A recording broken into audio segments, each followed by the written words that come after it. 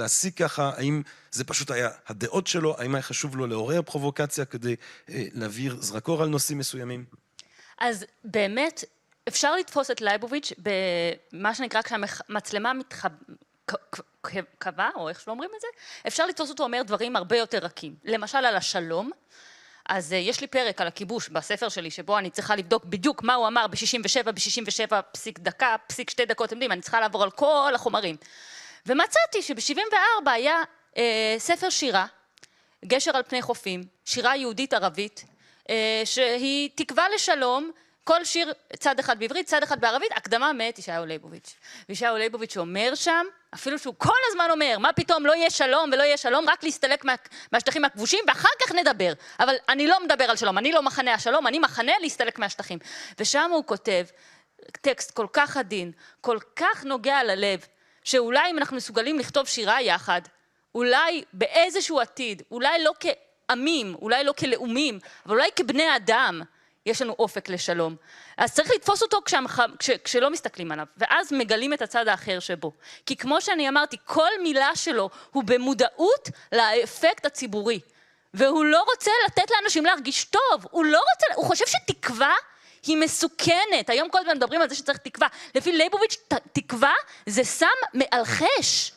זו תפיסה שלנו קשה. מה זאת אומרת שאסור לתת לאנשים לקוות? אם הם יקוו, אז הם ירגישו שהולך להיות טוב, והם ירדמו בשמירה, אנחנו במצב קטסטרופלי. עכשיו, אם אני שואל, ואם בזה אנחנו נגיע לסיכום, באמת קצת על הטיפוס הזה, והטיפוס הזה זה טיפוס תקשורתי, את מכנה אותו וחוקרת אותו כמה שאת מכנה מדיה אינטלקטואל, כן, אינטלקטואל מדיה.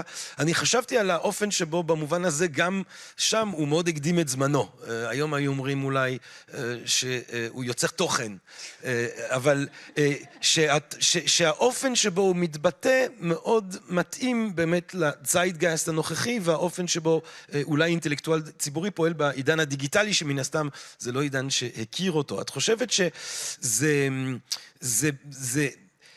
כי את אומרת, אפשר להסתכל כשהמצלמה לא עליו, אז יש צד יותר עדין, אבל אני רוצה להתמקד באמירות הקשות. הוא האמין בדברים האלה, הוא אמר את הדברים שלו בצורה בוטה, הוא היה בו איזו אהבה שובבית בפרובוקציה. איך את מפרשת את זה?